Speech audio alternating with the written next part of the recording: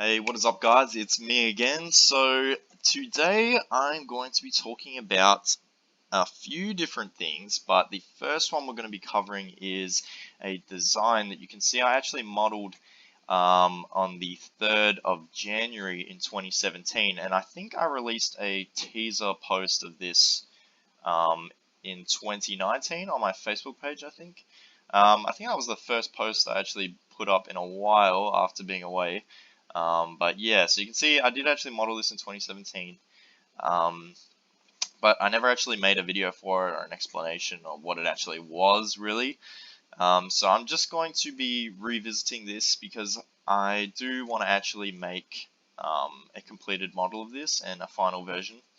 Because I think, this has some really good implications in terms of the new designs that I've put up in terms of the Valhalla blade, the gear blade. I think we could even use a similar system to this on my old thrust-based hidden blades from 7 years ago. But yeah, I think it's really cool. It's got a lot of potential, and I'm hoping now that I've got the time, I can actually make a completed version of this and show you guys something that works, which would be really awesome.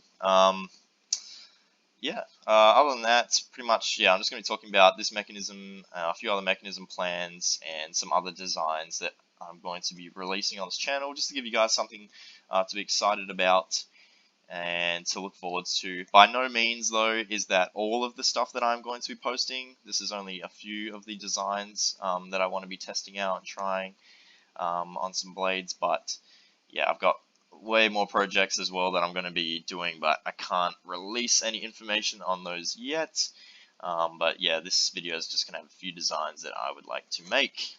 So yeah, let's jump right into it. So you can see, I actually called this the push to open blade. So I mean, I probably need to rename that because it's not very flashy or anything like that. But it's really cool. It's really simple, and it's also really small. So when I made this design, it was in the period where I was really determined to get rid of the Arm & Ra wheel. Obviously, there was a few other designs that came out from other people that tried to accomplish this as well, but I wasn't really a fan of how large or bulky they were and how complicated. So I came up with something that was really simple, but also seemingly very effective. So you can see the whole thing actually fits within this small little rectangular piece, whereas the Arm & Ra wheel and some of the other designs would take up quite a large portion of the blade casing. So yeah, here we go. I'm going to try and explain this to you a little bit on the computer, but I've actually got the old model that I made or 3D printed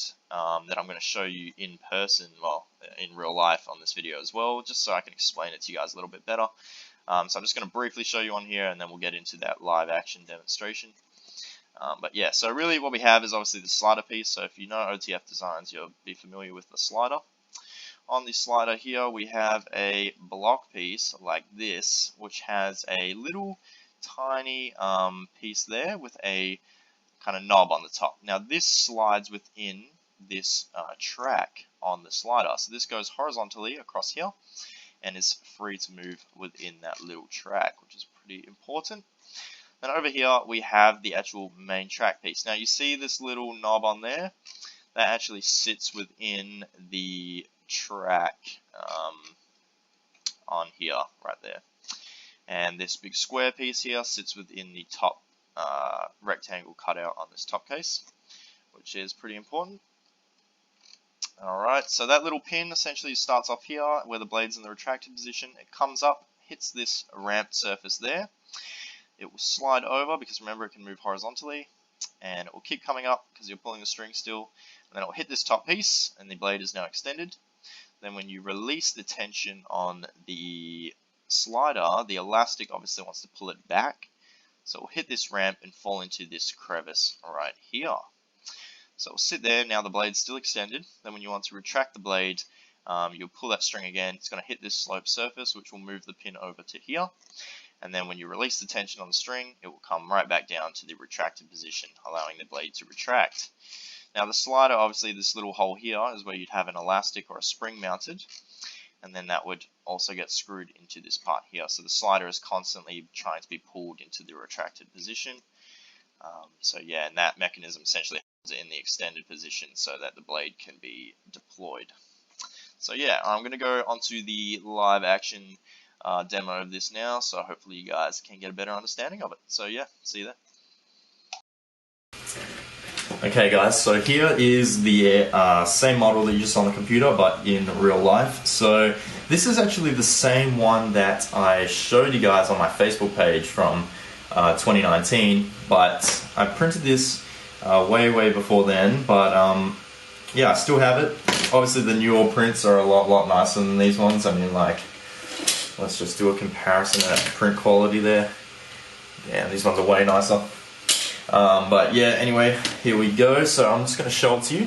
So I'll zoom in a little bit. So you can see here we have obviously the slider piece with that secondary slider on it. Now I'm just going to grab that little pin with these pliers, and you can see that that moves within the track, just like that. It kind of switches back and forth, and it can come out completely like that. So what we do obviously is we're going to put that in the track, just like so. Okay, there we go, and that slides around in there. And then here is the actual main piece that makes this all work. So obviously the string that goes to your finger is attached to this hole there on the slider, and then the retraction elastic, so the one that pulls the slider back like this in order to retract the blade, are attached to this hole there. And then they are attached to this hole on the top of the cover piece, like that. And so if you can imagine this whole thing, it sits kind of like that on the blade. Now obviously there is a top case that would go on there, but that's kind of what it would look like with everything put together like that. So we don't need this anymore for this explanation. So obviously here is the track. Now this is very important. I'm going to actually use this screwdriver to demonstrate what's going on in this piece. So I want you to imagine that this screwdriver is the pin on this slider. So it starts off down here. This is where the blade is in the retracted position. Then obviously when you pull the string forwards, it's going to come up, it's going to hit this ramp there, that's going to push it over, and then it's going to come right into that spot there. Then when you release the tension on the string, the elastics are going to pull the slider back. However, the pin is going to stop it from retracting because it's going to sit in that little crevice there. So then to retract the blade, what you do is pull the string up again. Now the pin is going to hit this ramp there. So it's going to come up, hit that ramp, which is going to push it over there. And then when you release the tension on the string, it's going to come back down into that channel, back down the bottom. Now it's retracted. So the same thing, comes up, down, pull the string, comes up, and goes back down again to the retracted position. Okay? So that's essentially what's happening with this pin. So if I assemble this now, you should be able to see that in action. There we go. Alright, so there's the slider mounted. Obviously that pin is in the track. Now obviously this whole thing, like I showed you before, would go on there. I'm going to hold it upside down so you can see what's going on. So you can see at the moment the blade is in the retracted position. Then with the string we're going to pull the piece forwards. That pin has now moved up and the blade has now extended. Then we are releasing the tension on the string and it's going to come down, but it's only going to come down that far because remember it's sitting in that cradle position. Okay, so the blade's still extended. Then what's going to happen is you're going to pull the string again, and what's going to happen this time is that pin is now moved to the left, and then when we release the tension on the string, it's going to return back down to the start position. So again, up, locked in, you can see I can't push that down, push it up again, and then it can come back down. Just like that. So you can see it clicks up, locks, and then clicks again and it comes back down. So see that's locked in there, push it up, and then it will come back down. Just like that. So that's how the push to open blade that I designed would actually work. And so obviously you can imagine this in a OTF system like that. You'd pull the string, blade would come out, and then as soon as you give the string a little pull again, so you'd only need to pull it probably about that much, that would let the retraction happen again. So yeah, pretty interesting. I will try and make a functioning model version of this one now because I'd really love to see this whole thing in action. I think that would be really, really cool. So we're definitely going to do a rerun of this project and see if we can get it functioning. Now, the only difference is that if this doesn't work in an OTF, I could definitely use this system or a similar system in the momentum blades that I showed you ages ago. So if you know, on my channel I posted the I think there was 2 Conor blades. There was one like at the very, very start of my channel many years ago, and then there was the AC3 blade, which I think I can actually pull this up. Let's have a look here. Alright, so yeah, 4 years ago I did the AC3 hidden blade full metal, and then 7 years ago I did my first Conor blade, which also featured the thrust mechanism, or the thrust blade, essentially, momentum design. So what I could actually do with this is incorporate a similar mechanism that I've used on here into one of those blades. Alright, so I'm just going to show you that right here. So hopefully you guys can understand what I mean by this drawing if I zoom in a little bit. So obviously there's 2 ways I could do it. Way 1 would be like this, with the little tab on there that moves across. So when you thrust it down, obviously it's going to come out and lock into that rail piece there, and then when you thrust again, it's going to push it to the side and then it will come back up.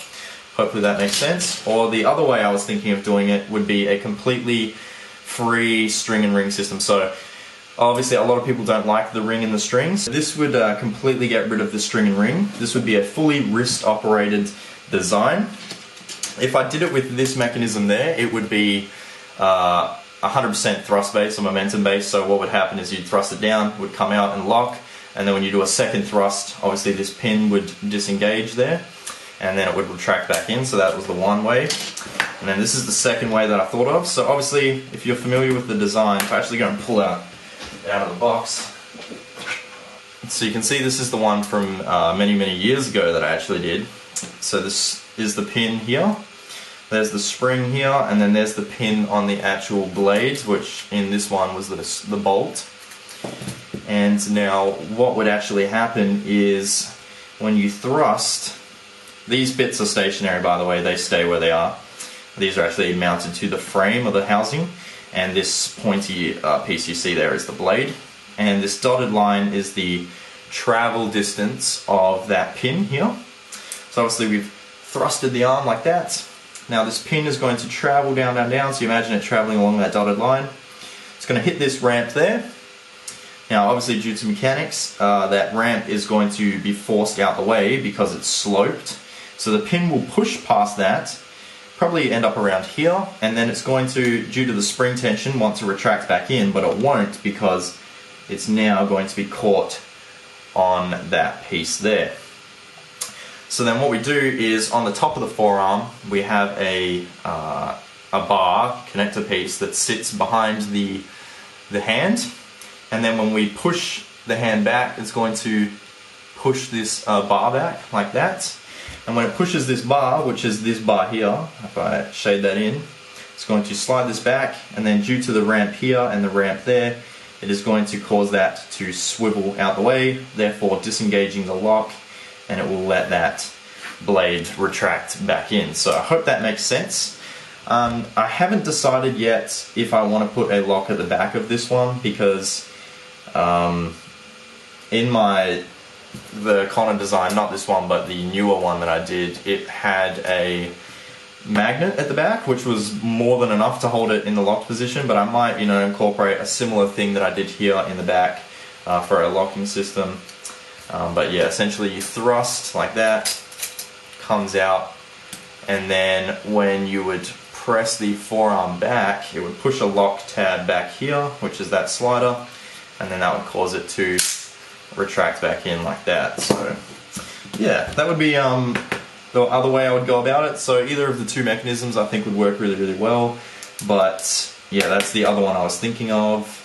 Other than that, I do really want to make a completely wrist operated design, so I want to get rid of the string and ring system completely, So I'm going to make a fully operated, wrist activated design. So, or maybe even thumb activated. I haven't decided yet, but I think it's going to use something similar to that, sitting on the top of the forearm. That's going to push that, and then that's going to disengage the lock for the retraction. Or perhaps if we did a OTF system like this, maybe the wrist coming back would trigger the slider piece in there, and that would pull it in and out without having to use a string and ring system. But again, this is all hypothetical stuff that I haven't modeled on the computer yet, but I do have the schematics for. But yeah, or we could obviously use the gear design as well if we don't want to use the OTF, or if the Valhalla design that I posted the other day turns out alright, then we could even use it for that one as well. But yeah, I just really wanted to show you this old mechanism that I came up with and the possible implications we could use that for. We could definitely use that for a wrist activated design. We could use it on the old momentum blades that I did, or you know, pretty much anything, which is really cool. I like about that. So yeah, we could even use that on the gear one as well, or the Valhalla one too. So many designs. So yeah, I just want to let you guys know about that, and I want to show you some possible plans for the future in terms of these ones. But yeah, hope you guys enjoyed the mechanism talk. I don't know if it made any sense at all to you guys, but yeah, hopefully we can get some of these projects made. I am going to be finishing off the gear blade first, then I'm going to work on the Valhalla blade, and then I'm going to get into finishing off this one and probably doing this one as well. So yeah guys, thanks for watching. Sorry it was a bit of a long video, but I should see you guys in the next one. Take care.